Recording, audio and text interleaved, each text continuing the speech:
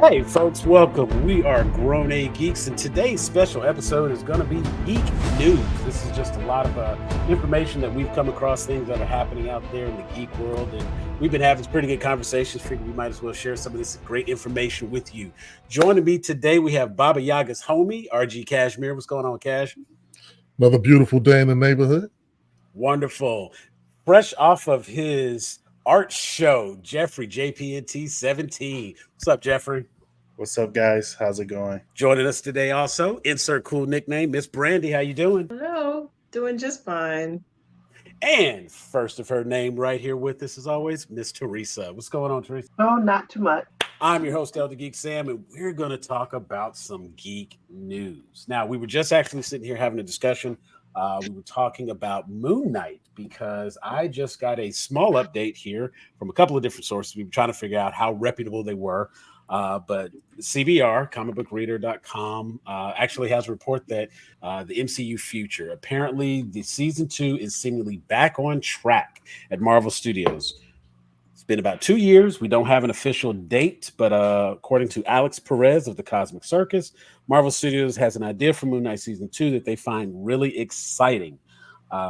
Don't have any dates or anything like that, but he could confirm that yes, Moon Knight will return. That's good news.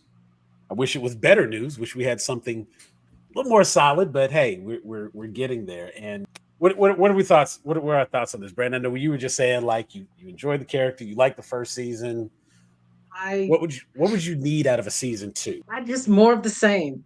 Like the More of thing that I yeah, loved the most about the show was just how different it was. I didn't know anything. I walked into that completely blind because I love Oscar Isaac and I will watch pretty much anything Marvel. So I was like, well, I don't care. I had no idea. The first episode was so incredible that I was just on pins and needles waiting for the next. I mean, I had never, because the premise was so fascinating and I just yeah, feel like they left that door open to just do they wild. could do so much. And yeah, I need my Steven. I need, he's so Later Gators, talented like that it's yeah, crazy. It is insane that this man was playing multiple characters and playing I care as much about Mark as I do Steven. yeah, You know what I mean? I need and more of that. a really good job of making a clear difference in personality, tone, speech, everything. That it Everything. was like real acting because it felt like twins playing different roles or something, not one person being these different people, and that was quite impressive. Um, what other thoughts do we have on Moon Knight? Cash, I think we're looking forward to it. I'm looking forward to it. looking I forward to love the Egyptian mythology, and I love that that's being explored. Like I love the fact that it's a North African mythology, something we and don't get to see every day. exactly, it's either Roman, Greek, or Norse. So I like the idea that there's an Egyptian mythology out there. I want those gods and those stories to get told, and there's a lot of opportunity there with Moon Knight. There's just I like that they open that door, and I hope they see walk And through s- it. and I think with Thor: Love and Thunder, we saw that like all of these different deities exist. So Hmm. every religious deity that's out there, whether it be the Greeks, the Romans, the Africa's Bast was right there. You know what I'm saying? Like all of these different deities exist. So the Egyptian gods being right there, it definitely opens up something to gain more and get more and not have just the same old thing every time. Um, Definitely adds an element of different, and different can be good. And I think they've done a really good job with this. Jeff, what were your thoughts on the first Moon Knight, and what would you want out of a second? I like the first season. I think that there were a lot of very innovative things that they did. I think visually, the way that they showed the time splicing and him just showing up in different places, the way they visually showed schizophrenia or whatever mental thing. I don't know if it's actually that, but that's how it came across to I me. think that would be The like dissociative identity disorder. Yeah. Well, Yeah, whatever they did, the way they showed it was cool, and the way they edited it was cool. I like Oscar Isaacs a lot. I think he's a very phenomenal actor.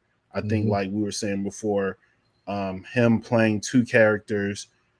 When you play two characters, it's gotta feel like two characters, not just you being the same person twice collecting two checks.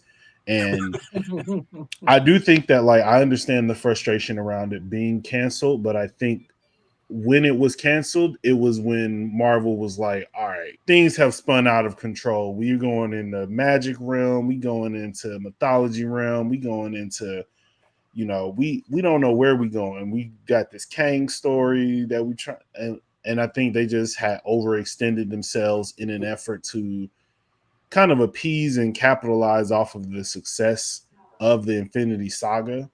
And Right. it's unfortunate that it was like one of the early casualties, but I am glad that they decided to wait a while. I do think that for me, what it kind of says is it doesn't have to be a new season of these shows every year where we get burnt out on these characters. I think before in one of the episodes, we were talking about treating the shows almost like smaller mini-series comic events and the movies being these larger tentpole items. So I think it could be cool if it's like, okay, even if we get a season 2 now, that doesn't mean next year we get a season 3. We should just get a season 3 of Moon Knight when it makes sense and fits into the larger Marvel story that they're telling. I think that I think that they're figuring out what they want. I think that they're figuring out who they want to focus on and what silos they want to put people in. And if they do go the god mythology route, he's an obvious choice of somebody who you can bring in because you already have the fans who liked and enjoyed the show. And I think he gives a different energy. He gives them energy to Marvel that I think is a little bit missing. He kind of, that Moon Knight character has that Iron Man, like, snark, like, will say whatever he wants to whoever he wants, whenever he wants, because he ain't worried about nobody. And Yeah. so if it's coming back, I'll be excited to see what they do with it and what it signals for the future of Marvel as well. Cool. That's well articulated as usual, and I do think it is a good idea to He speaks so put a well. little space. But I mean, it sounds like a Huxtable kid over here. But I think it does well to put a little space in between, and we've gotten so very accustomed to everything being something that is world building leading up to something specific. And when you have stories that are individual, it's just this character and their story, their journey, what they have to go through. It does give you an opportunity to make it a little bit more intimate, and therefore you can focus on what that person is dealing with, and it doesn't have to be connected to everything else over here. And I think that's one of the things I enjoyed most about it was I didn't have to worry about the snap. It didn't have to worry about where this character was or what was happening over here. We would just focus on what Moon Knight was dealing with and where he was, and hell, all the stuff he wakes up in places and doesn't know how he got there. I'm more interested in what that's about. I Right. know that some stuff's happening over there, but there's people over there to handle that. Let's let him deal with his stuff. Teresa, are you excited for a season 2 of Moon Knight? And did you watch the first? I did watch the first season, and I honestly could have taken or left a second season. I'm Okay. like Brandy in that it's Marvel. I'm going to watch. Fair. And as most of y'all probably know, especially Jeff, um, if it's Marvel, I'm gonna watch it because I like to have the background. So, like, if Moon Knight shows up somewhere else, I like knowing, where he came from, what Yes. happened. Yeah. Right. I too like Oscar Isaacs, so I'm glad if it's true. I'm glad that he's getting another season. I'm most definitely gonna have to watch season 1 over again before I start season 2 because my issue with Moon Knight is, y'all are talking about like he wakes up over here and wakes up over there and how he switches between characters. That just boggles my mind. That you lose me when you have all that stuff going on. And that means that I have to sit and I have to watch and I have to pay attention. I really have to Yes. pay attention. Yeah. And my attention deficit does not like that. Yeah. You know, it's hard for me to sit still and watch the show and only watch the show. So stuff that's got just a whole bunch of stuff going on will often lose. But like I said, I love Oscar Isaac. So if he's getting a second season, I'm happy for him. I'm definitely going to be there. I'm going to be watching. I'm probably going to have to watch it a couple of times to take everything in. I'm fortunate that I get to watch it with the wife sometimes, and I just look at her and be like, "What did he just say?" And if she can't tell me what he said, we rewinded it. So We got to rewind it. like, Well, okay, clearly we I'm both missed it. He rewinding. said something. So. I'm rewinding. Also, shout out to Layla Alfuli, because I feel bad that I didn't mention her, and she also is the reason why I would watch the show. So Yes. shout out to her. Absolutely. I loved that. An Egyptian female, superhero. It's just not something that you see. Right. All right. Well, that's definitely, it's funny because when that show came out, I thought they were already kind of getting into another realm of mysticism and such. Moon Knight, since he has that mystic connection because his powers are granted him by the deity Khonshu, I believe I'm saying it correct. He has some powers that aren't of this world. He can do some things that normal people can't do.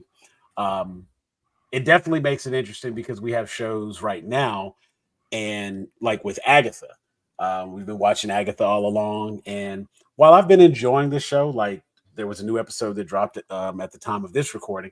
I have not watched the current episode. I'll probably catch it tomorrow. But I've been enjoying what I've been seeing, and it's definitely giving us something different from Marvel, and it doesn't feel like the same old. And I think the fact that there's just enough interesting stuff happening to keep me going, because it's a lot of conversation, it's a lot of dialogue, and it's a lot of personal development of characters and stuff. And so it's like you're just sitting here and listening to these people talk, and they're riffing back and forth with one another, and then something magical happens, and it's like, oh, well, perk right back up and get right back into it. So never really get a chance to fall out. And when Marvel dropped Werewolf by Night, that one shot, I was kind of like, that was cool. I don't need any more of that, but that was cool. And so having Moon Knight and then Agatha All Along, and of course the one shot Werewolf by Night, of course, it definitely feels like we're getting into a lot more mysticism. WandaVision and Doctor Strange Multiverse of Madness. It feels like a direction's being taken. So I think it is a good time for them to bring back, like Jeff said, now it makes sense to bring it back because we're kind of in that era. And I think that was timed really well. Speaking of Agatha, how's everybody else liking the show? As you were talking, Jeff, as you were talking, it made me think of something that is like a little bit bothering me, not enough to turn me off to the show, but there's just a lot of like, how y'all know each other? It's a lot of like people it's like everybody on the show knows each other, but they're also like meeting. And it sometimes it's this weird balance of, obviously, like Aubrey Plaza and Catherine Hahn character know. Clearly, there was a lot going on between those two that hopefully will be explored at some point on screen. Yeah. But also everybody else kind of is in that same position as well. And there is a point for me as somebody, especially who enjoys mysteries, to where it's like, okay, this mystery has gone on long enough. Like we can reveal this so that we can get to something bigger. And I just don't want it to be this thing where everything is dragged out and everything has to be revealed at the very, very end. I hope that we are revealing some things along the way. I will say I do like the continuation of what they did in WandaVision, where every episode is different stylistically in some way. I think that was an interesting way of keeping the connective tissue to WandaVision. So now I'm interested to see every week, okay, what is it going to be? Last week was Pretty Little Lies, weird Desperate Housewives. This week is weird like 70s rock group. What's next week gonna be, and how do they use these different genres of either film, music, whatever, to advance the story of all of these characters? But yeah, I do think sometimes the subterfuge can be a little bit heavy-handed because there's so much going on between so many like different relationships on the show that it's like I kind of know what's going on, but I also kind of don't know what's going on. I feel like I'm on a group trip with like a bunch of people who went to college together, and I just like know one person from work. Right. And so everybody like, I'm having a good time. Well, I feel like like that's the role of y'all Boo, are but like, that's what he does. That's the Right. connection we have, and we're kind of living the show through him, right. for that same reason. Yeah, it's like I'm having a good time, but like y'all are having a better time than I'm having, and either I'm gonna catch up or I'm not gonna be having as good a time as the weekend continues. I don't think anybody's that far behind. You said 2 episodes, yeah. So that I've only watched the first 2 episodes, so thanks for the spoiler. Now I'm just No, that was the last one I saw. so Even though I enjoy it, you know, I like it. It's just like I've mentioned before. There's just so much going on. I'm like, it's like I'm wandering in the, you know, I can't. Yeah, my mind, I can definitely relate. So I can definitely didn't realize. I think it was like Friday when I realized that I hadn't seen last week's episode. I was like, did I watch that? No, I think I did. And then I look up today and it's Wednesday and it's on again. So we gotta get out of this open enrollment so my mind can function better. yeah, it's you talk about that busy season. I had some unintentional time off from work, and we making up all that work now. So I can absolutely understand that. Like last week, I was just like, you know what, we're taking the night off. It's cool. Like, you know what, I'm gonna let them chill. I'm not even gonna bother them. I don't want to talk to nobody right now. I'm tired. So I get that, and honestly, it's one of those things. Like what's been pretty good about this show, and lets me know this is actually. My wife is my barometer for good because I like what I like and I'm going to do and watch and enjoy and be a part of. But whenever my wife is interested in something that she knows is geek and she's like, hey, let's watch, then I'm like, okay, well, this is doing well because she's asking me to watch it. That's going to segue us into our next point. RG, did you have any thoughts? How many episodes have you actually watched? no, I've only watched the first 2 episodes. That is okay. It. So Justin, are you liking the first 2 episodes? Have you learned to appreciate Marvel a little more? Here's the thing. Going forward, I am watching Marvel shows with this is a show, and that is it. I'm not trying to see how it fits into the larger Marvel universe. I don't need to feel like any of the characters are gonna possibly be in a Infinity War Junior movie. I'm just appreciating the individual show or series for what it is. So far, off the first 2 episodes, the only reason why I haven't watched the other episodes is just I've been more on the anime kick, so I'm catching up. I don't watch one of the joints. I watch one of the joints you recommended. So, you know, that's what I've been on. I love shows about witches. I am always interested in shows about witches. Anything that has to do with witches gets my attention, can keep my attention. So I actually am looking forward to where this goes. There's enough interesting characters in it that there's a lot of opportunity to explore different situations that all can bring its own level of funny or level of seriousness. And then it can keep the story going. Like I like the idea that all of these different people have their own personalities and backstories, that the potential is there to keep the story going. There's a lot of room for them to write something a bit compelling. So I'm gonna wait to see.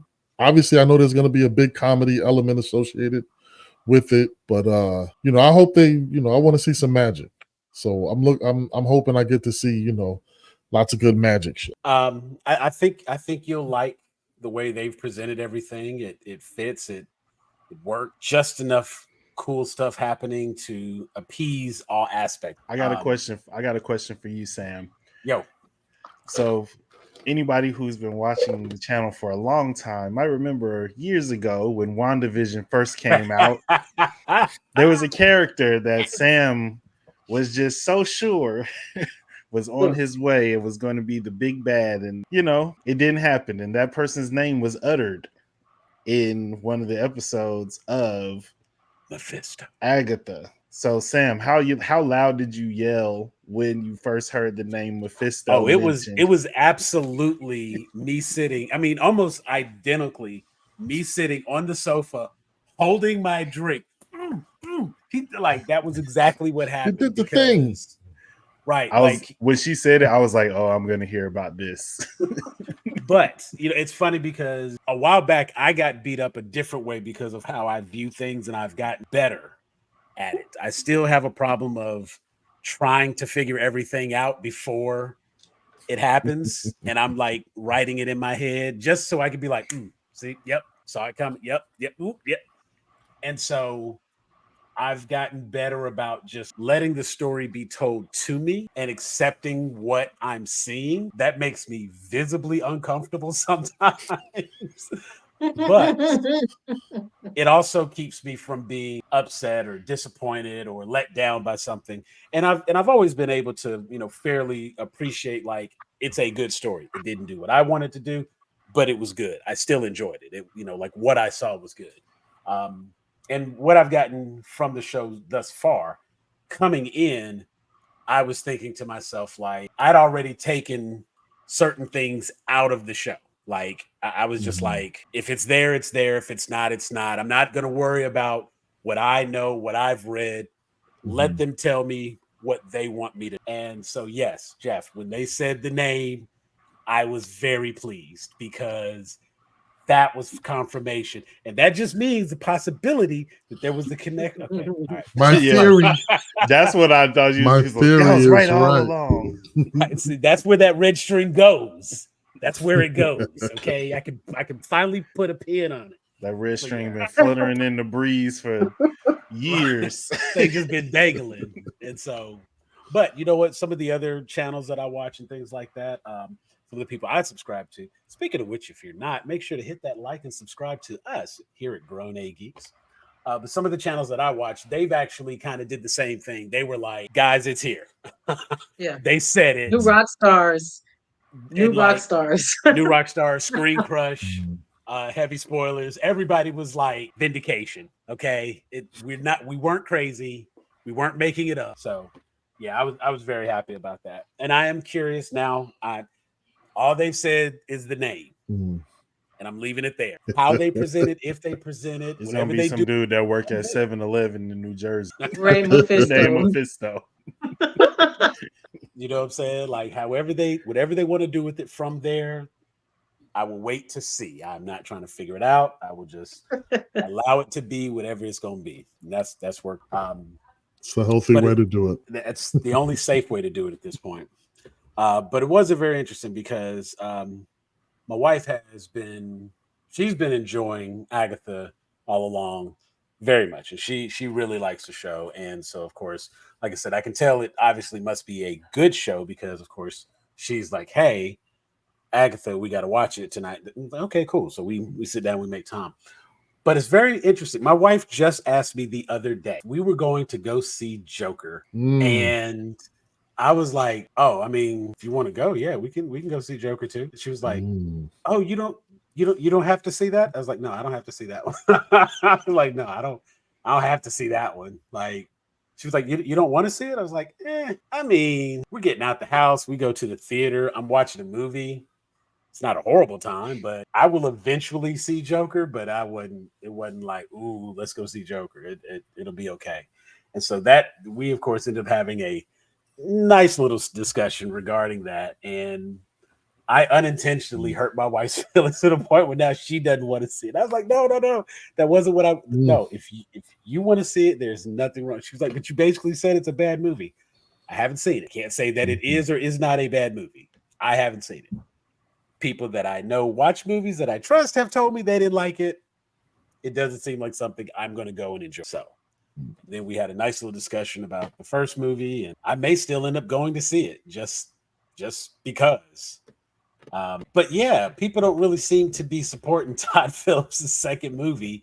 And it's really interesting because it doesn't seem that it's been reported as being a bomb. What's up with that? A bomb financially or In a every bomb? aspect, it's gotten A bomb, period. like Gotcha. there was another movie that I saw recently that I really enjoyed. It was called The Marvels. And like when that movie came out, the director, she wasn't able to attend the premiere because she had a previous engagement. If I'm not mistaken, I think it was like her birthday, and It was her birthday. She had this big party planned, and she attended that. And they were like, "Oh, the director didn't even support." But Todd Phillips didn't go to his, and they was just like, "Oh, well, he had private engagement." No, he had previous engagement. Like, I mean, I could Double point out a standard. difference that might be a little obvious. I don't know. Is it just me? Hmm. How is Joker 2 not being, despite all of the bad press, how is this movie still being held up like it is? Well, what do you have to hear to decide that it's a bomb? Because everything I've heard was bad. Okay, I can I hop in really quick because Sure. I think that kind of what Sam is alluding to is a lot of the articles and headlines when the Marvels came out was just about how this is the lowest grossing Marvel movie of all time and this, that, Right. and the third. But then with Joker 2, I do feel like there is kind of this grassroots movement of like this shit sucks. But also like the establishment, I'm seeing articles that's like, chin up, Todd Phillips. Like, you'll be all right. And there was no sort of like any sort of Support. grace extended towards Nia DaCosta when she's making a movie in the midst of like Marvel as a whole was going through turmoil. Yeah. So it wasn't like this Marvel movie's killing it, this show's killing it, this movie's killing it, and now here's the Marvels in the midst of all this. It's like everybody was kind of down on Marvel, the franchise as a whole, and Yeah. the way that the tone that was used to describe the lack of success, even though it is the highest grossing movie ever made by a black woman director. It's one of the highest grossing movies ever made by a woman director, period. It's not even that low in terms of like Marvel as a whole grossing, but also the complaints about Joker have been about the quality of the movie. Like what I have been hearing is the movie is not. Right. Everything about the Marvels was really about the box office, but not really about the fact that people are not supporting this movie, even though it is good. And let's look at and examine why that is. And in my opinion, if you're a culture reporter, you have if you're just a financial reporter and your job is to go in and say, this movie made this much money, this is where it lands in the week, this is where it lands in the scope of other Marvel movies, that's great. Like you're doing your job. But if you write culture, opinions, and things like that, if you don't actually address the root of the issue of why a movie that most people critically seem to have enjoyed but is not getting supported, is getting review bombed before it even came out.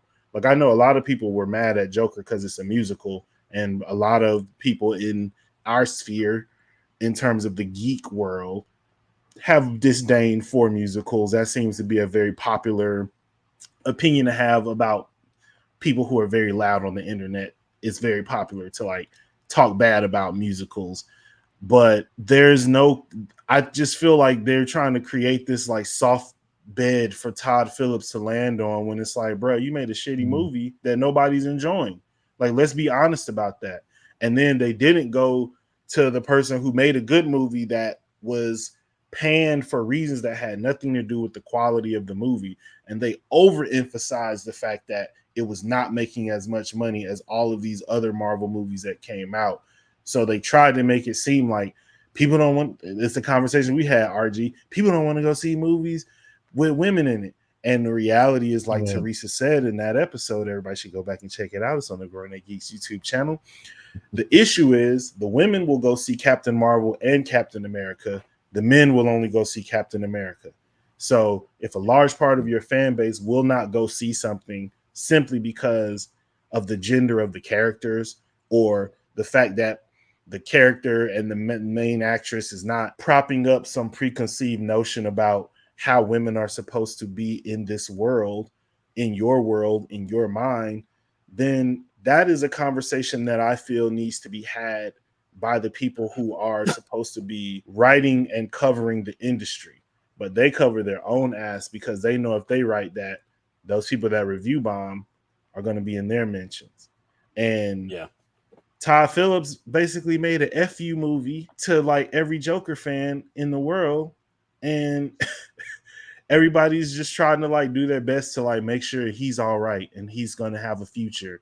And when I saw none of that happen for Nia DaCosta and she actually made a good movie, great movie. you know, you put some of the headlines side by side and it's like it's not adding up. Yeah. And I think the worst part about it is like, even though a lot of the conversation that's being had, you know what I'm saying? Like the other streamers, the friends I talk to, people who watch movies, when we have those conversations, they're all like, yeah, this was bad. This was a movie that didn't need to be made, et cetera, et cetera. But every article is like, Joker opens to a lackluster weekend, as opposed to saying something like with the Marvels, it would be like, Marvels has a meltdown at the MCU on the all. Is it all over for the MCU? It's like, damn, bro. That is such. I mean, is it over for Joker? At face value, that is such utter bullshit. And it honestly just goes to show that maybe the people on screen need to look a little different for some shit to be in, because nothing I've heard about this sounds like it's. I can honestly say, and I made this comment earlier, this is clearly not a movie for me. I am not just a huge Joker fan to begin with as a character. In the comics, he can be interesting. There are definitely some stories where the character is written very, very well. But as we've discussed at length when it comes to the first Joker, that movie could have been called anything else. And I think honestly would have been better had it been called anything else. There was absolutely no need to try to put a DC tie-in with that story. I mean, hell, if memory serves me correct, you could have called that shit Pogo, and it would have made more sense. You know what I'm saying? Like, just given the nature of what's what, and you know, the whole idea that the reason he laughs is because he has some sort of condition where he can't. I mean, it's basically like Tourette's. He can't control the reaction to things, and so for him, it's laughter. Okay, that's a unique twist. That's one I haven't heard before. Sure, let's give that a try. That actually just like completely spits in the face of the homicidal maniac and psychotic character that is in the comics, who does this shit for pure joy and anarchy. And it's just the thing RG says he hates the most, which is taking villains and giving them a sob story. So now, instead of Joker being a homicidal maniac, he's a patient who lost his insurance and now he can't get his meds, and he's raging against the system for all the little people. It's like, I'm sorry, that's not Joker. This seems like you wrote a movie and then you went in and somebody was like, well, can we put some like IP on it that we already know? And they're like, well, Joker laughs, why don't we do that? It's like, yeah, and you can make him a clown, and just and it's just like, what are we doing, man? I think that I think that the obsession with Joker first and foremost is a problem. I don't think that you should be making any Joker movies that don't have a Batman in it, because Joker should not be. He's not a hero. He's not an anti-hero. He is purely a villain, and pure chaos. He needs to end whatever he's in. He needs to end up with him in a cell in Arkham. Period. Point blank. If you're not doing that, then you are doing a disservice to the point of the character, in my opinion. Yeah, absolutely. And two, if you're gonna cast a musical, give me people who can sing. I don't know. I'm not trying to hear Joaquin Phoenix like figure it out. Gaga can sing. I fuck with her. Yeah, Gaga. Yeah, like I see it out, and I was thinking, I was like, I would trust Gaga to do her part. Right. I don't know if I'm. And the crazy thing is, it's like I would much rather see Joaquin. He sang and Walk the Line. I was about to say I would much rather see Joaquin Phoenix do like anything else, because it's not that I don't like him as an actor. I think he is a very unique. He's phenomenal. and he brings like something special to character. But we already got that from A Joker with Heath Ledger. Yeah. We got something special out of that character. Right.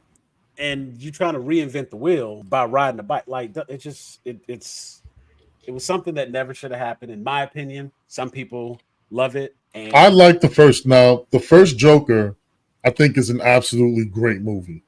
I like that. I like the first Joker, even though it's trying to do the moral ambiguous thing with making, turning this dude who's a villain, who I know eventually becomes a villain, but trying to make him that I can sympathize with him, right? Make him sympathetic. I mean, go watch Falling Down. I'm not. Well, this is the thing. Please make it make sense.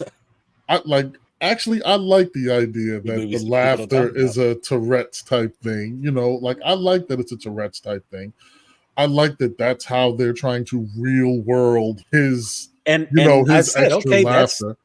That's a different take. Yeah, and the idea of Joker is a bad day, right? It's you have a bad day, it turns you into this horrible person.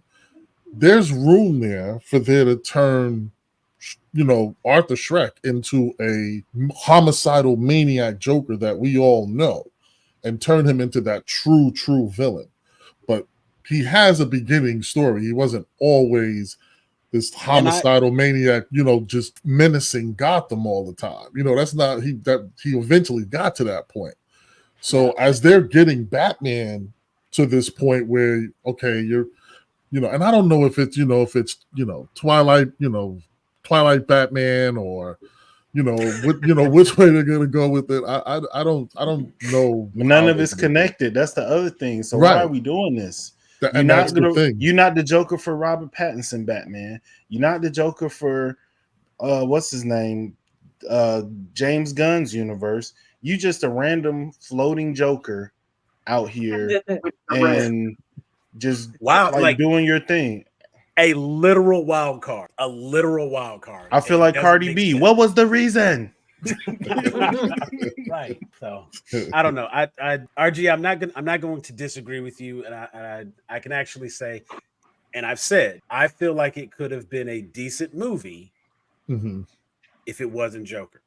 What takes place on film, that's an interesting story, and it is definitely an example of how a bad day can just spiral, and it can just keep getting worse. And there's any kind of, I mean, hell, it could have been called Spiral, and it could have just been like watching this downfall of this one man who had one bad thing happen, and it just kept piling and piling and piling and piling. Like I said, go watch Michael Douglas Falling Down. That was an example of a man who just had a bad day, and it just would not get better.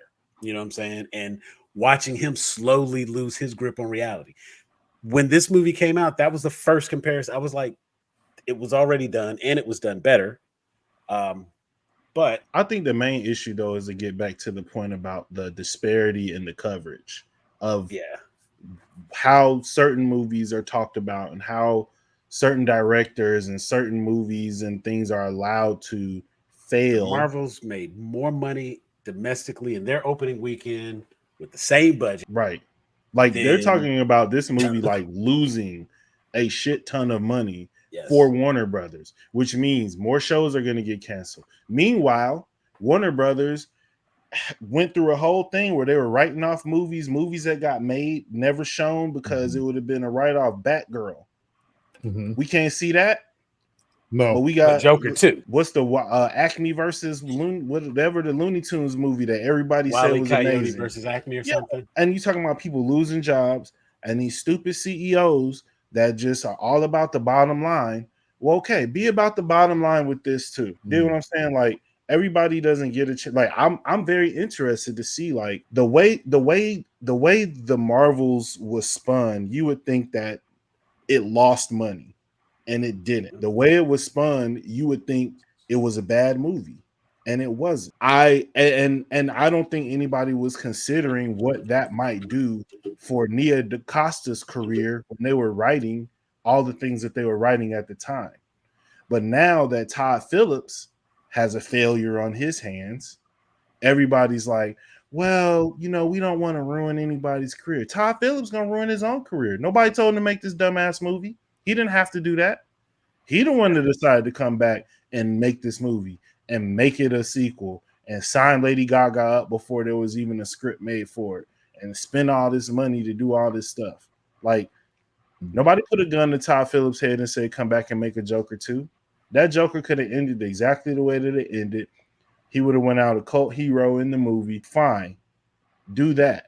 But like when somebody, I'm just one of those people where I'm like, let's keep it a buck, because they talk about things in a way so that, you know, the people who look like us, when we step in and we like, that seems fishy, they can be like, well, no, it's not that. It's not because she's black. It's not because she's a woman. And it's like, it feels kind of like it is when I go through the history of the people who you decide to prop up and the people who you decide to support through failure versus the people who you almost push into failure. Like, it becomes more than a coincidence, in my opinion. It definitely doesn't bode well. I just kind of I had a thought about Joker. Oh, go for it. One thing that I've noticed, and I haven't seen it. I really wasn't sure that I was going to go see it, and if I do, I'll see it on a humbug, kind of like how I saw the first one. I wasn't really interested. It was a decent movie. I like Joaquin Phoenix. I think he's an amazing actor. He brings an intensity to everything that he does that is fascinating to me. I think he's incredible as an actor.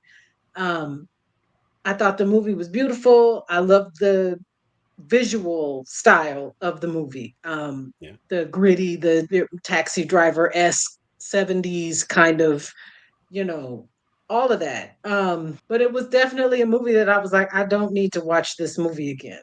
Like, I watched it and I was like, cool. Like I said, I've watched Deadpool and Wolverine like 3 different times. I had no desire to ever revisit Joker. I was just like, okay, well, that was great. He probably is going to get nominated. Okay. It wasn't the hype. Everybody was like, oh, it's gonna anger up the incels or whatever. There was like stuff going around about how we need to be careful because pew pew pew pew pew rile them up, and I just was like, I watched it and I was like, right, okay. It just I'm over the Joker. I'm over the Joker. I've seen all of them. I've watched the Joker since the dang TV show. There's so many different villains. I'm over the Joker. Give me Poison Ivy. Give me I just give me anything else but I don't, even at the end of the Batman, I was like, they better not bring the Joker into I don't need no another version. We have had every incarnation of the Joker. I like even Jared Leto, and I know people hated that Joker, but that Joker made sense in that world. You couldn't put a Heath Ledger Joker into the Suicide Squad because that Joker wouldn't have gave a damn about Harley Quinn. You had to have that gangster Joker that was closer to the cartoon Joker. But anyway, I'm good. I love Lady Gaga. I think she's crazy talented. I think she's an amazing actress. I knew once they cast her, I was like, oh, Gaga and Phoenix, that's going to be a good combination to see those two work off of each other. The minute they said it's a jukebox musical, I was like, meh. And I like musicals, but I just was like, I don't understand the world that you created in the first movie doesn't need a musical. If you're going to continue that story, just continue that story. We could have had the courtroom, all of those things. And also, second point, and I know, Jeff, I'm sorry, but second point, I'm done. The way that people have been hating on Gaga as Harley Quinn, I do not understand. And I just had a conversation with a guy on one of them pages because everybody was in there. Nobody wanted that. And Gaga's Harley Quinn is stupid. And Margot Robbie, you need to have, why would you even bring the character if it's not going to be this character? And I was like, y'all dogged Margot Robbie's Harley Quinn so bad. Her accent was terrible. She didn't look the part. Birds of Prey was stupid. Nobody wants to see that. But now y'all want that Harley Quinn. Yeah. That was my Joker rant. No, and that is absolutely, like I said, there's a very good chance I'm still going to see the movie. Wife, she brought it up, and I, want her to be happy. And if she's interested in seeing it, then I'm gonna support that. You gotta let us know. your I honest will and true absolutely, opinion. I respect your opinion, and I I will just let you. haven't heard. It's And not that since people you are like already it's know, terrible, but most people are like that I've seen are just like, who asked for this? and Like, that's been the general consensus, a movie that didn't need to be made. Like it doesn't really do anything to advance the story, from what I understand. it's like And Jeff said, it is just a random Joker. Yeah. It's just a Joker over here. I agree with your point. Call it The Adventures of Flick. Slim. It would have Yeah. been an amazing movie. Clown Man. Everything could have happened exactly the way that it happened. Off my A meds. clown man. Yeah, yeah. Lost my pills. like of my Look, An rest, this you know Oscar what I'm worthy saying? movie. Why make it a Joker? It doesn't. It just doesn't make sense. And then Oh well, shoehorning in Bruce I was Wayne about to and say, the oh yeah, dad, but he like met Bruce at the gate, and you yeah, know weird. that kid's obviously going to grow up to be Batman now. Come on. Right. and I felt like that though. Oh, In that but scene, I also, felt like I was supposed to feel that. Oh, look who it is. Oh, it's Alfred. You know what I mean? Like in Like, 20 years, this kid's gonna kick your yeah, ass. he's All gonna right. beat hey, somebody. Yeah. Cool. it's your brother. Whoa, Todd, you're blowing my mind, man. Get the fuck out of All here, of the bro. Batman stuff felt like Jeff said, like some executive was like, make it the Joker and just put him on, make him a clown. Like, just put in the Bruce, what's his name? Put him in there. That doesn't make sense. This movie is said, put I him wonder in the how many movie. Put treatments. Bruce Wayne. Can you park a Batmobile behind him? Right. I You wonder how just, many treatments it got to become a DC film. I do not feel like that movie was written with the intent of no, being I the don't Joker. either. I do. I No. genuinely think, Jeff, you might be honest. I think the movie was turned into It the makes Joker. so much sense when he said it. It was like a light bulb went off. Yeah. Like that's exactly what's wrong with it. Is that it very much feels like some screenwriter put his heart and soul into something and walked in, and they were like, "This is Look, amazing. it's like Make it What a if it's a Joker." Joker movie? I have some thoughts. Have some thoughts. I just want to make another point too.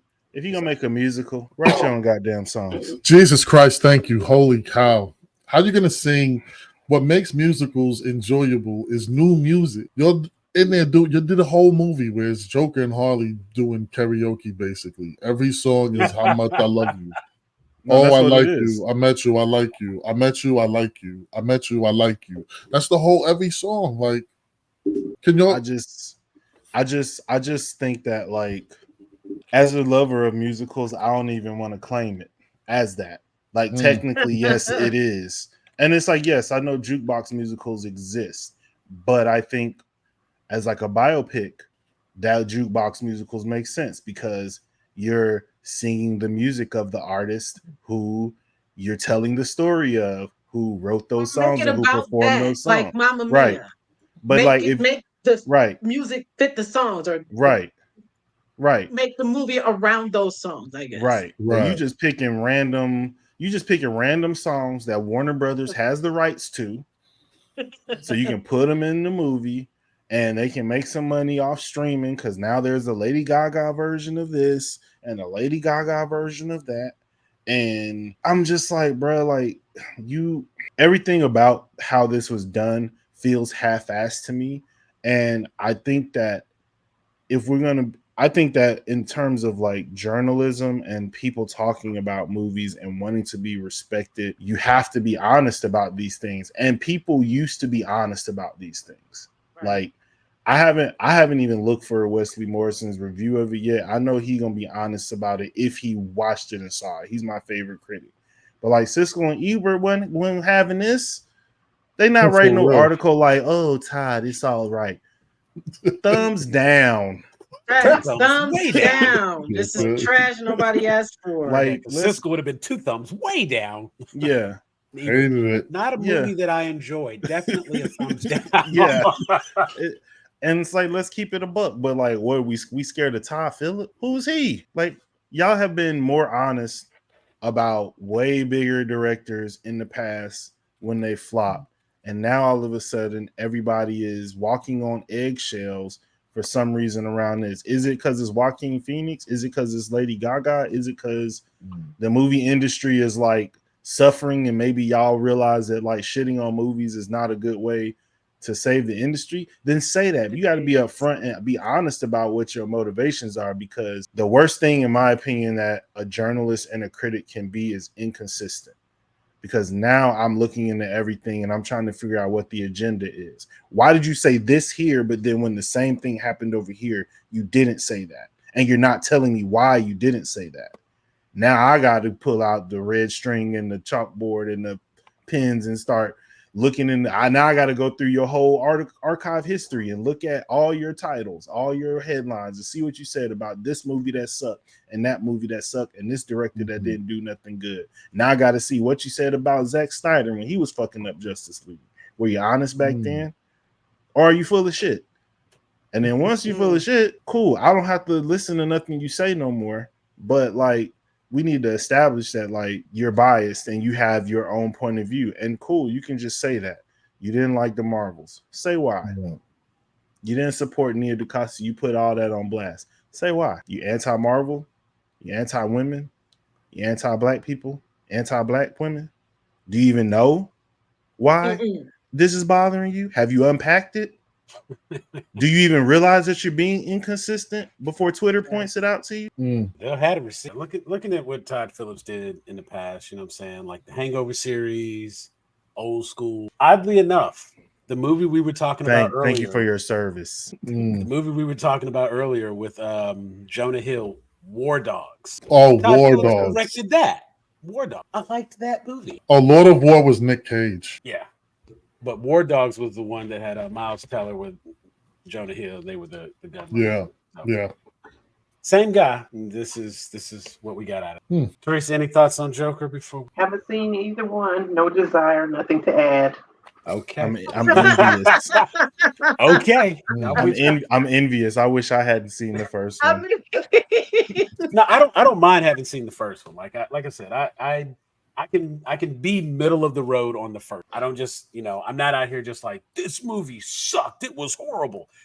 I've continued, and I will stand by the point. This did not need to be called Joker. And the movie is worse for being called Joker because it sets an expectation that it never lives up to. Precisely. You say Joker, I'm like, where the fuck is my Batman? I don't even like Batman, but where is Little Bruce? Little Bruce. That's not the same. Little Brucey Pooh. What you doing out there by the fence? Right. Talking to strangers. That's a no. Right. Hey, man, out of here. I've gotten my fix right now. I've been watching Penguin on Max, and I've been enjoying that. No, that's been good. And it made me go back, and I started watching. I rewatched The Batman again, and that boy is still weird. Like Robert Pattinson's Batman is still like he is definitely still figuring this thing out. He has no social skills, none at all. He does come off as being like really creepy, odd. He's emo.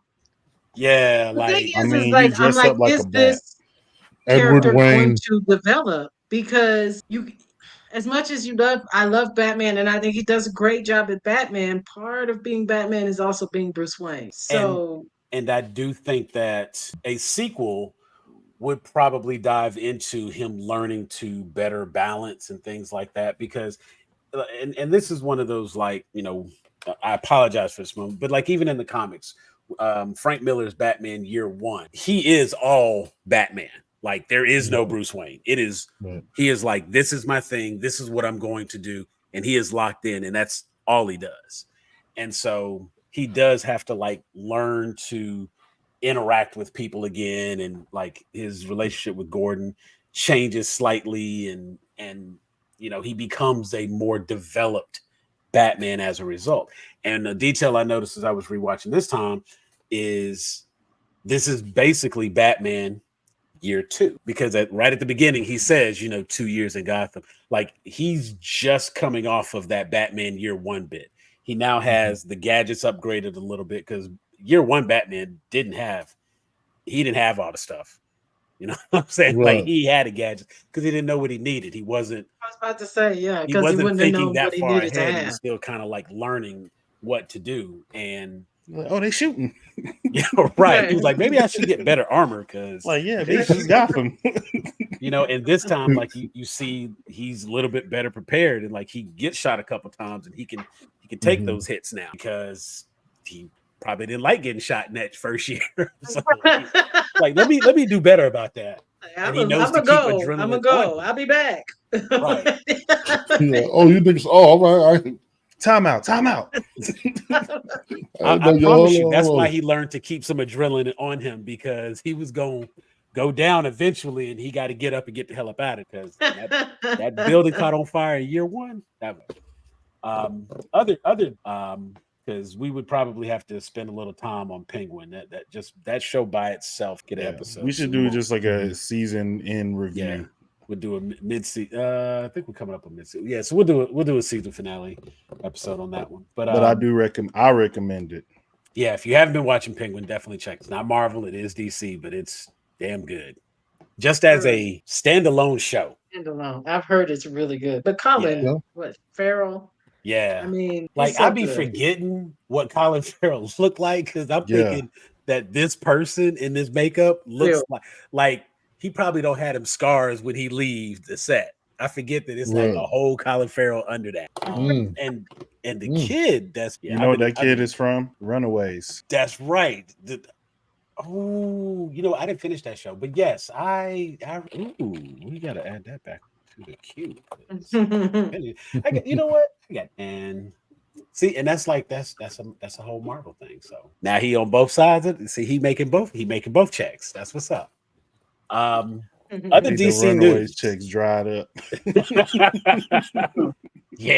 Yeah. So James Gunn announced that he has found his Green Lantern. They have HBO Max series coming out called Lantern, and they have casting for Jon Stewart. And has everybody heard the casting announcement? Do you all know who this person is? And Aaron Pierre? People are already mad, and who's mad? People are mad about that. People are already mad. People are going to be mad. Yeah, and it's already starting. And didn't get it. Wow, that who didn't get critical. I said somebody's always going to be mad because the person they wanted to get it didn't get it. Oh, okay. Now you know what's funny. So let me pull this up just so for anybody watching, we're gonna show on screen like who the side by side. So the new Jon Stewart is an actor by the name of Aaron Pierre, and Aaron Pierre is going to be our new Green Lantern, Jon Stewart. I can't even say most famous, because Aaron Pierre was on a show Krypton, and he's done some other stuff. And I think what most people are probably familiar with him from recently was the movie Rebel Ridge. Rebel Ridge was a Netflix movie. I guess that's how long ago was that? It was probably a couple months ago. 2 months. Yeah, wasn't that long? Down. Non-lethal. It was Rambo turned to 7. It was Rambo Light. Rambo Light. And I have to say, the announcement, the conversation is about is about Green Lantern and his casting as Green Lantern. Because he played a Marine in Rebel Ridge, I guess that's the connection that somebody made to automatically say he should be Jon Stewart. Or maybe they looked and said that Jon Stewart has green eyes because of his power ring, and Aaron Pierre has pretty eyes, and they can make him green real easy, and that could be the reason. He's shown that he can do the action from Rebel Ridge. So if there's going to be any action in it, cool. What are you all's thoughts on this casting? Do you have thoughts on this casting? About this cast? Am I the only one not hating on it? I'm not hating. Get mine out of the way because I don't. I'm the same way as you. I'm like, great. Moving on. Like, where are we doing? When is this happening? What's going on? Because I don't know. I guess I don't really have a connection to John. I don't have a connection. So I'm like, okay, the Green Lantern I know is either from the cartoon or the Ryan Reynolds movie. I don't read those books. I'm not up on I know he exists, you know what I'm saying? And I'm like, all right, well, this dude, he's lean, he's tall, he's gonna look good in the costume. I think he's gonna clean up real nice. Like you said, he's already got the light eyes. He has a nice projecting voice. I've seen, there's people concerned because of his skin color. That has been a big deal. We didn't want him. I wanted whoever is, a couple of shades darker than him because representation. And I see what you're saying. But even in the side by side that Sam posted, I don't feel like, Jaimon Hansu should have been playing that role. I Yeah, nah, don't. that's not who I. Yeah, I wouldn't have picked Hansu. I I was just like, mean like people no, were no, like it should have yeah, been like somebody so much darker. He's dark skinned, and then I look at the picture that yeah. you posted and what I know of the character, and I'm like, I mean, he's black. I mean, But it's right, and it's like He's he's an not light actor. skinned. Like you I act don't know, like he but was that's why. like he was high yellow or something. Like holy cow! No, he is high yellow. Yeah, Aaron Pierre is definitely high yellow. He's mixed race from England. He's light skinned. he tanned very well at the recording Yeah. of Rebel Ridge, apparently. Well, Because I then will say, like in the And movie Rebel let Ridge, him tan again then for John Stewart. he's like a middle Good brown. job. But I mean, the colorism part of, like, admittedly for me, the colorism part of it was secondary. It was something that I saw, I noticed, but I wasn't going to be like, he can't do it because, like Brandy said, I mean, he's black, so okay, fine. I'm gonna run with that part. I think for me, my biggest issue was I just wasn't so impressed from Rebel Ridge to immediately be like, oh, he's got to be the new John Stewart. Nah, like that movie didn't. That wasn't the. If that was the audition tape, who else we got? Like, if he's the only person auditioning, cool. But You said he was on something. What else was he on? You said well, he was on Krypton. the TV show I Krypton. didn't watch that.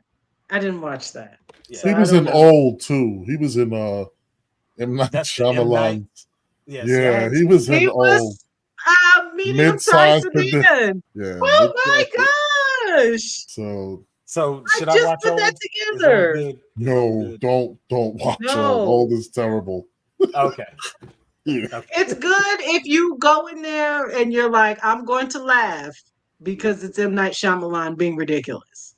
Fair Yeah. enough. His character is a rapper and his name is Mid-Size Sedan. Just Yeah, that's see, not this is why I he's don't not give being him Night facetious. Shyamalan That my is money no real. more. Yeah. Okay. I'll check it out eventually. Jeff, you seem to have some thoughts on your mind. Yeah. Okay. It's funny because I almost disagree with everybody. Sam, I think that he definitely 100% got this part because of Rebel Ridge. And I think that his performance in Rebel Ridge, made it make sense to me. And definitely, like, James Gunn was like, see, he could, like, that was the movie he had Yeah. to do for James Gunn to be able to take that into an executive studio and cast a relatively unknown black person in this role for a high profile role. Because, like, we've talked about DC before on therapy episode. Go back and watch on the Grown A Geeks YouTube channel. And I think, we had all kind of talked about how for a lot of us, even though we know he's not the first Green Lantern, if you grew up on Justice League cartoon, John Stewart is probably your Green Lantern. Yeah. And so the fact that they, have not yet included him in any of the Justice Leagues, even though, Zack Snyder, I'm glad he didn't at this point. The fact that he's not really shown up on screen yet is kind of strange because most of the people who are your target consumers would probably reach for him first as a Green Lantern, unless you're like an old school comic book reader. So, and I think that his performance in Rebel Ridge was very, very strong. I think the way that they wrote the character severely like castrated him and put him in a position where it was like, all right, brother, like eventually we need to start shooting back at some of these people who are shooting at you. But I get it. Whoever wrote it was like, we can't really do that, and cool, whatever. But all of the like military, like his physical performance, his posture, his demeanor, him standing up and just not backing down from like white people, like the Warner Brothers executives needed to like see him do that to some capacity before they cast him in this role, especially because he's going to be with Nathan Fillion and I forgot who got playing Kyle Chandler. So you got two established white men that America loves from Friday Night Lights and Castle, And the black person who you put in the mix is going to have to be somebody who, in some ways, like has proven himself to white America. That's just the business. Yeah. I get that. Right. The colorism thing for me is a bigger issue. The photo that Sam showed is a severely lightened version of that character compared to what has actually been traditionally represented as Jon Stewart. Jon Stewart is a dark-skinned black man, and Jon Stewart was made a dark-skinned black man like very much on purpose in response to, like, there's actually a very famous like arc of comics where Green Lantern and Green Arrow go across America and deal with like the everyday problems that Americans are having, and one of them is racism. There's a famous scene where a older black man basically confronts Hal Jordan, is like, how come you fly off all into space and help all the purple and the blue and the pink men, but you don't never do nothing for black people on Earth? And he don't have no answer. And that was part of the catalyst for the next Green Lantern being black in some ways, like through the actual comic. I don't think that James Gunn was like, we got to lighten them up. I'm not saying anybody was like, you can't make them too dark. I don't think that was done purposefully. I'm not saying it wasn't, but I'm not saying that it was done on purpose there either. Okay. But I do think that there were several dark-skinned black men who also could have played this role. I think that Aaron Pierre personally would have made a much better John Jones to be like a Martian Manhunter type character, because he is a light-skinned black man. Or he's not a light-skinned black man. He shapeshifts into a light-skinned black man when he's not playing a human. Now, I Interesting saw choice, the name Aldous Hodge. I saw a couple of people were like, Aldous Hodge should have played. See, I would have gone Trevante Rhodes, because to me, he has the like physique. He would, he could do probably the bald head or the high and tight, whichever one. But I think he has the prestige to where you can walk into a studio and be like, this name from Moonlight, and they would be like, all right, cool. Like, yeah, we can rock with that. Yeah. It's not pushing me to the point where I'm like, I'm gonna boycott it. But I do think that it speaks to a blind spot, because we can also have the same conversation about other characters who've been cast, like Storm. And a lot of the conversation about who is going to be the next Storm is centered around the fact that you've had Halle Berry, who's mixed race and medium skin. You've had Alex Shipp, who is light skinned, playing a character who is always drawn as a dark-skinned person. And I think that, what's good for the goose is good for the gander. If we're having this conversation about colorism and characters being portrayed as lighter than when they make it to the big leagues, as you will, because being shown in live action for a comic book character to make it to the live action stage of things is in some ways a graduation from niche to mainstream. So now when people watch this Lantern show and then they go back and look at a comic book, it's kind of like, is that the same are we giving the same essence? And so I would just say, again, I think that performance-wise, acting skills-wise, like personality, like demeanor-wise, 100% on point. However, he's an actor, so it's not like he's just going in there being himself, and it's not like somebody else couldn't also put on those traits if put in that situation. Like, I remember years ago, people were trying to get Tyrese to do it. I would pick Aaron Pierre over Tyrese because Jon Stewart is not a comedic character. Not saying Tyrese is a bad actor. I love him in Fast and the Furious. Keep doing that, Playboy.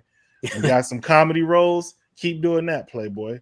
But I do think that it is interesting that in a world and in an industry that is very intentional about a lot of the visual choices that they make, this seems to be one that they kind of dismiss or miss even in the face of the obvious conversation that's going to happen. Like, to me, it's like, there's no black person who stood up and was like, he a little light and people are going to say something about it. And are we prepared to deal with that? Like, if you just like, look, he the best person for the job, skin tone or not, I just like, he did what he needed to do and he jumped through all the hoops that maybe other actors weren't willing to jump through to get the role, then that's fine. If you're willing to like accept the conversation, if you're willing to look at it and say all press is good press, so they talking about it, so people gonna be watching it, even if it's with folded arms, to see if he gonna do a good job or not.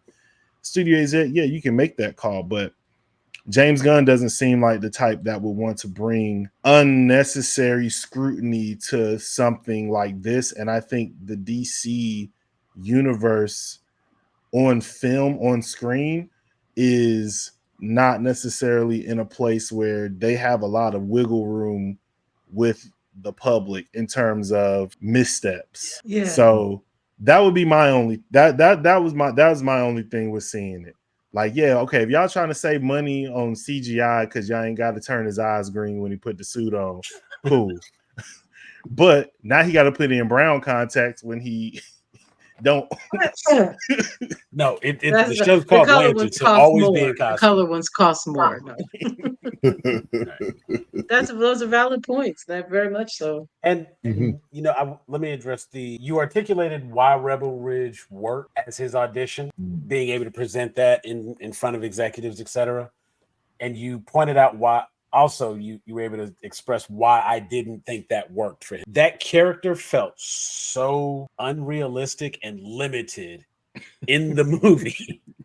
Yeah, I was like, who is this nigga? And I was like, while I appreciated him showing restraint and not, it ain't John Wick. You know what I'm saying? He had to kill every single person in the town kind of thing. And okay, cool. But even in First Blood, like, some people got hurt. You know what I'm saying? Yeah. It wasn't like to go through all this trouble. They made it seem like he was really about to go to work. I mean, when Don Johnson pulled that gun and he held it and he was like, no, we're not going to do that. I was like, okay, brother, I'm on board. I'm on the edge of my seat. Right. And then you get the shotgun and you just like, get all these shells out of here. We don't want any of these bullets. I'm just going to hit people with the gun. Take it, flip it, use it as a bat. Just come on. I mean, it was so not. Shoot it in the air to scare somebody, something. They can't have too much of that. I mean, and literally, I think it was. There was a scene in the movie. I was like, they wouldn't fit to let. I just said to myself, like, yeah, they wouldn't fit to let that happen. Yeah, I get it. Okay, and it allowed me to enjoy the movie a little bit more. Man, you talk about castrating that character, and so of course it's just like I don't have enough. In a weird way, like I don't have enough action for Jon Stewart, who gonna be in the mix. The guy that like got up in Batman's face and was talking that shit. It was like. Not backing down. I mean, you standing outside the sheriff's office face to face and grab his gun out of his hand. Yeah. That's yeah. I mean, that's about as much as a studio executive can handle of that. If you're gonna do more, we got to put some capes and shit on. Okay. That's enough. You're about to get niggas shot out here. So and maybe that works. So we'll get like the unofficial Rebel Ridge 2. Now that he's got on a green suit, he can start blasting some folk. Could work. Like I ain't that. I'm not gonna look for that. I like him because I'm happy I'm getting to Jon Stewart. Let me be honest. I really wouldn't care who played him. It's a black man. I just wanted to see Jon Stewart. If he's anything like the Justice League cartoon, like if he's anything like that character, like I'm all for it. Like I want to see a live action version. Trevante Rhodes would have been fucking really, really on point as far as like character accurate, you know what I'm saying, just in the visual, but I'm not gonna, you know what I'm saying. Black man got it. I'm good. I'm getting the black character. I'm gonna get a black story. That's what I want. I want our stories being told about our, you know what I'm saying, about our characters. He's not somebody else that was made black. I don't want that. I want our stories. And the possibility is there, especially in a series form. So you really do get to kind of delve into the characters, hopefully, you know what I'm saying, where you can see him in the neighborhood and things like that. And they do, you know what I'm saying, they do a good job of bridging him navigating being a black man in America and having to be responsible for saving, you know, this sector of the universe, of the galaxy. So now I will say it's not a Jon Stewart show as well. right, because there's others. Of the three main actors, he is the like lowest billed one. And so it could be Lantern Ridge. And they like, yeah, all right, John, you go over there. We gonna let the two like people that America knows and loves. But I think the other thing that I had thought of too was not like obviously in this economy, turning down work seems crazy. Oh yeah. But it did make me think too of like studios don't be thinking about that kind of stuff. And when they originally were originally trying to cast the Black Panther, they wanted Amandla Stenberg to play Shuri, and she took herself out of consideration because she was like, this is a movie about people from Africa. I am half white. Everybody else in this movie is dark skinned. I am light skinned. This does not unless Shuri suddenly becomes makes sense. Right. Like it like if she shows up like brother, like I'm sorry, who is this white girl? Like I thought y'all had no outside contact. Clearly somebody did. Yeah. Right. So what you been doing on them excursions to Chaka? Right. So I think there is also like, you know, that added element too of like as an artist, and I think about this in music and all kinds of things, like when is it your responsibility as an artist to almost just be like, look, man, look at Jon Stewart and look at me. I would love to be in the DC universe. However, is this the best iteration or character to bring me in and play? I think that I believe he's British, if I'm not that was mistaken. another point. So I think he also probably does not necessarily have the same, because I follow a lot of Black British people because I watch soccer, and they, you know, those are the people who I follow to talk about soccer. And they have a very, in some ways, different approach and philosophy to a lot of race things. No, and I mean, it's not even about that. I mean, whoever get the job, I mean, but for me, I think they kind of were just like, well, yeah, he's Black, so he can get the role. And it's like, yeah, but look at him and look at the traditional depiction of the character. Like, are you sure?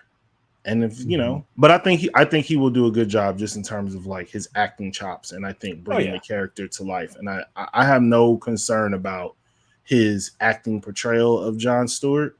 And you know, people gotta make decisions. Baby gotta eat. Woman need new shoes. Do what you gotta do, bro. I hope it's good. The Aldous Hodge was Brandy. You had mentioned that some people were talking about that one. Yeah, that was a name that I just saw thrown around. He was Hawkman and Black Adam and went out with the last regime, with the old regime.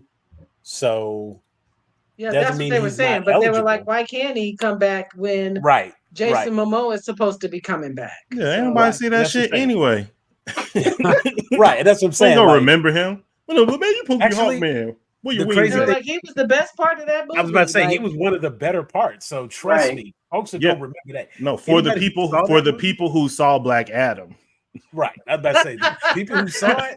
I'm saying that number is probably not as big as who's gonna be watching Lanterns on Max.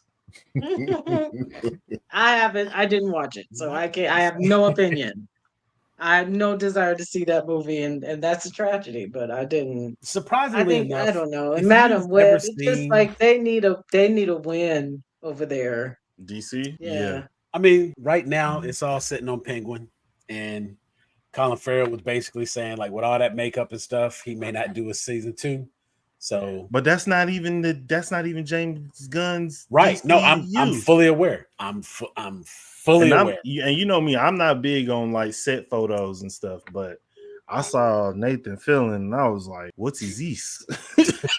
I just was like, I'm not looking at nothing else. I'm gonna wait until I see it with the CGI. But Somewhere Ryan Reynolds is like, the bowl cut was bowl cutting. sure glad that Deadpool thing worked out. Yikes. But I mean, as Guy Gardner, that's kind of yeah. But it's like when you watch a Tyler Perry movie, it's like, yeah, people have cornrows, but they don't look like Shamar Moore cornrows. Okay. Like nobody got those cornrows. Those weren't cornrows. That was unplowed pasture. Never forgive him for that. I will never forget the second he came on the screen. I was like, done. I did the Homer, the Family Guy. Done. Terrible moments in Black. I'm like, how do you expect me to take you seriously? I don't understand how you expect me to take this character seriously. I would have looked in the mirror like, nah. So I wouldn't have came out the trailer. I got nice, good curly hair up under this wig. Like my barber will be here in an hour. Let me throw some water in it. No edge up, no hairline. It was just straight back, straight from the natural line. This is that it didn't even add anything to the character. It's not like at any point everybody's like, yeah, him with the braids. He always got them braids. Like it added nothing to the character. Like, bro, you're not walking around Atlanta with them braids and nobody like yelling at you on the street. Somebody gonna stop you, be like, "Hey, bro, you good? Somebody, a barber handing you a card. Girls right now, say you gonna get stopped like, "Hey, man, hey, take my card. I do hair, I do braids. I got you. My girl got you. You are in Atlanta, Sister locks, something. There is never. I mean, if you want to like take it down, we can plait it out. How you want to? And she be like, "Hey, dog, here, you need my hat." The most unrealistic thing was she ain't say nothing. She would at least been like, he cute, but like, here, let me get these braids. Let me get these braids together. Right in her living room with some blue magic. She'll get you together. Her kids would have said something. Mama, his hairline messed up. Exactly. Oh, the kids would have called about. Where you get your hair braided at? What's wrong with your hair? Exactly. He had the Jim Jones braid. Look like Darth Vader. It's like, I just got this fresh. Jim Jones always looks like he just came off a 5-day bender on the corner. Like Jim Jones been thugging on the corner for 5 days straight every time you see him. I don't care how fresh the outfit is. I don't care where they at. That man just got off the block 10 minutes before he was. I mean, that hair be looking like he sleep on a burlap pillow with no do-rag. That man been grinding for 20 years. Just pillow. Just having nightmares. Because you can't get too comfortable when you're on the street. No. It's like, damn it, Jim, I just braided the braids yesterday. You gotta sleep hard. Jim, I understand. Just so it's clear, I understand. Man. Okay. Folks, we hope you've enjoyed this as much as we have. R.I.P. Velma. My own little personal Jim Jones taken care of. That's why this hat is wearing really low today. I want to thank everybody who was on the show tonight. Thank you for all your opinions and everything you had to say. RG Cashmere. We had Jeffrey JPNT17. Brandy, insert cool nickname. First for name, Miss Teresa. I'm Elder Geek Sam. Make sure to like and subscribe. Click the QR code to find us everywhere you can. We are Grown A Geeks. And for this show, we are out of here. Peace.